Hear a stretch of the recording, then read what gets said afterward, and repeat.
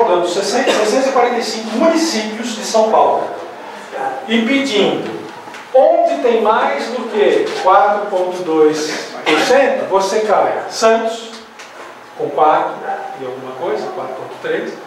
E depois você vai cair em 20 municípios, todos no norte de São Paulo. Né? Sendo que, na pontinha lá, no entorno de Franca, todas as cidades têm 15, 18, 20, 12%. Então, pronto. Achei um espaço privilegiado para a minha pesquisa. São Paulo, o estado que concentra o maior número de espíritas, e dentro do estado de São Paulo, para ser factível, trabalho de campo, eu vou estar visitando 645 municípios, né? Eu elegi a região de Franca e em torno, porque lá tem de 7% para cima. Então lá nós fomos rastrear o que acontecia lá, para tentar concluir qual que é a situação e o que a federativa faz no Brasil, em São Paulo, especificamente em São Paulo, o que a USE contribui para que as casas espíritas tenham ou não sucesso em atuar e conseguir engajamento. Né? Próximo é o seguinte. A temática, então, voltando ao que eu estava colocando para vocês. A temática do livro, né? Por que vocês comprariam esse livro? Por que vocês divulgariam esse livro, né? Esse é o marketing. Plim, plim. Vocês esqueceram do plim, plim. Uma temática pouco explorada porque ela foca no institucional. Como é que o espiritismo se organiza? Por que um centro espírita opera como ele opera hoje? Você pode olhar dele para baixo e você vai perceber algumas coisas. Agora, se você olhar dele para cima, você vai ver o que gerou aquela organização.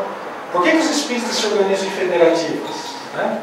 Bom, para dar conta disso, foi uma briga, hein? Eu tive que convencer a PUC que eu precisava de 5 capítulos. 3 históricos, não é? Lembra da briga? 3 históricos, porque eu não posso falar de algo que está hoje estabelecido sem conhecer, sem rastrear como é que chegou hoje. Eu preciso entender como chegou nisso hoje. Né?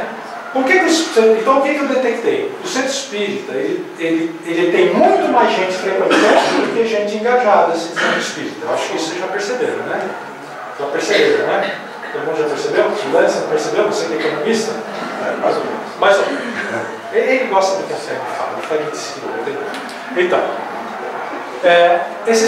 Então, o espiritismo, a organização do espiritismo, o que as federativas apregou, né? É lógico, a federativa não manda no centro espírita, mas ela congrega as lideranças, e as lideranças têm falas, e essa fala ecoa pela rede.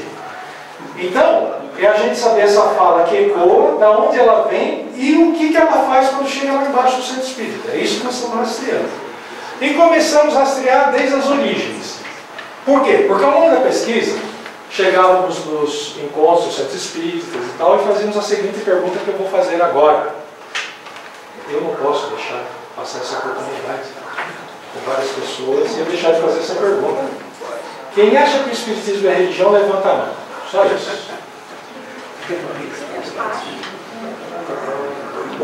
Muito bem. Quem acha que não é, tem que fazer a... Quem acha que não é, quem acha que não é. Teve alguns que levantaram que é. Agora... Eu não sei, vocês não olharam para trás, não viram, mas vocês viram que não é uma coisa. Hã? Não, nós fazemos essa pergunta ao longo das idas, às casas e as reuniões de líderes espíritas. 80 líderes da USP, top, do estado todo. Fazíamos essa pergunta e esperávamos que fosse o quê? 90 a 10, né? 90% da religião, 10% não é, né? Alguma coisa assim. Uma minoria, não é não. Vocês viram que não é assim. É 60 a 40. Isso é um pepino. Isso é um pepino grande. Por quê? Se eu não sei nem o que eu estou falando, eu não tenho um consenso do que eu estou dizendo lá na ponta, eu não tenho um consenso de liderança e no meio espírita, se nós somos uma religião ou não. E daí as pessoas voltavam, mas você está falando de religião, qual o conceito? Ah, sim, essa é a próxima pergunta. Nós já debatemos essa pergunta dentro do movimento espírita? Não. Nós empurramos por debaixo do tapete. E ao longo do tempo, isso ocasiona o quê? O sujeito não engaja, se ele não vê aquilo como religião, tá bom, você é voluntário, uma ONG, tudo bem. Mas só que tem diferença entre você participar de uma ONG e participar do centro espírita. Tem algumas coisas a mais, né, no meio do caminho. Então, fomos pesquisar lá em Kardec. Já está mandando terminar isso. 3 capítulos históricos. França. O que Kardec apregoava? Quais são os princípios, os elementos fundantes do Espiritismo? Lá ele já dizia se era religião ou não, porque os pesquisadores brasileiros, alguns diziam, olha, virou religião quando chegou no Brasil. Outros dizem, não, já lá em Kardec era, então vamos lá no Kardec. Né? E fomos rastrear e captamos que lá no Kardec era ou não era. Não vou falar, senão vocês não vão ver. Identificamos lá na fala de Kardec algum elemento importante, né? Identificamos que já existia esse modelo federativo, né? Similar ao que nós temos hoje, na SPE. A SPE já se prestava a congregar as instituições, a tentar colocar um padrão, porque senão vira bagunça, né? Tem que ter uma liderança. O sujeito fala, não quero ser líder, não quero coordenar, não quer, mas como está mandando cargo? E aí, como é que é? Como é que faz? Como é? Tem que alguém arbitrar. Então, na França, os elementos fundantes, na obra de Kardec, o que é ser espírita? É religião ou não é? Tem organização, movimento ou não tem? Qual é essa organização estrutural? Aí, trouxemos no segundo capítulo isso no Brasil. Quando o Espiritismo chega ao Brasil, o que ele encontra aqui? Um rompimento igreja-estado, né? República se formando, maçonaria trabalhando fortemente para quebrar com a igreja. Então, um momento propício para entrar, que foi uma vantagem para o Espiritismo, e daí com uma série de desdobramentos. Né? Depois, aí toda a constituição da Federação Espírita Brasileira, para tentar ser um órgão representativo, que falasse em nome de todos os espíritas, todo o embate de perseguições que houveram na igreja contra o Espiritismo. Então, em que momento que se definiu oficialmente se é religião, se não é, e por que é e por que não é, rastreamos tudo isso. Depois, o terceiro capítulo, São Paulo. E aí, quando chega em São Paulo, o que está acontecendo? Você tem várias lideranças fortes e tentando que alguém consolide essas lideranças. E aí toda a história para se chegar até a USE, né? Que é pouco conhecida do resto do movimento espírita brasileiro, os outros estados, não sabem que é a União das Sociedades Espíritas, que é a federativa reconhecida pelo Conselho Federativo Nacional em São Paulo. É uma exceção, um caso à parte, e foi um acordo entre aqueles que federavam na época. Bom, e aí, contando essa história e rastreando esses elementos e os porquês que nós chegamos nos modelos de centro espírita, e qual é o perfil desse espírito, e a todo momento jogando com os números do IBGE. Perfil socioeconômico, né? Cultural, tudo isso, rastreando nos 3 primeiros capítulos, quanto devido. O 4º capítulo é teórico, onde daí eu pego uma teoria de sociólogos americanos, porque eu estou tratando grupos, então eu preciso de sociologia, não de psicologia, né? E dentro do campo da ciência da religião, com preocupação de enxergar esse objeto diferente de um sociólogo dentro da área de sociologia. Eu estou usando sociologia dentro da área de ciência da religião, esse é o grande diferencial. Aplico essa teoria para identificar elementos que a teoria identificou, o que uma religião faz e promove crescimento nela, engajamento, o que ela faz que não promove, e aplico na prática, na mentalidade, na fala espírita. Seja em declarações da FEB, declarações da USE, em documentos de como organizar o centro espírita, orientação ao centro espírita. Então, documentos federativos são rastreados de acordo com métricas de sociologia de promover engajamento ou não. Né, para identificar que elementos, qual que na nossa fala está causando eco positivo ou negativo para aquele líder espírita que está lá no centro espírita matando leão na porta. Né? Porque é ali que a coisa acontece, né? Mas tem que ter alguém pensando em outro nível. E o 4º capítulo, depois de todo aquele rastreio, identificamos um caso de extremo sucesso, que é a região de Franca, e nos debruçamos sobre ele para então, vamos agora, com toda essa teoria, toda essa história, toda essa formação, vamos aplicar em Franca e ver se comprova a teoria lá e quais são as exceções. O que comprova, o que não comprova. E daí chegamos a algumas conclusões, só para dar alguma informação que está lá, uma de só menos importância, né? Para vocês terem uma ideia, Portugal, o país todo, tem 40 centros federados. Franca tem 100 centros espíritas. O Paraná todo tem uns 200. Não tem centro espírita em todas as cidades. São Paulo tem centro espírita da maior parte das cidades. Então, um dos elementos que nós rastreamos é a presença física muito forte. Quanto mais centro espírita você tem, mais gente você consegue, é lógico. Isso é estatística. Parece óbvio depois que a gente fala, só que a teoria comprova isso, conforme você vai rastreando. Então, esse seria um dos elementos que uma federativa poderia pensar dessa nossa pesquisa e falar, olha, se eu estou numa região onde eu tenho pouco centro espírita e não tenho espírita, eu tenho que estimular que se abram centros espíritas.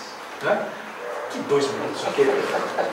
Você vai me dar só 2 minutos? Não, já está terminando. 2,5. Agora no 50 que para mim, né?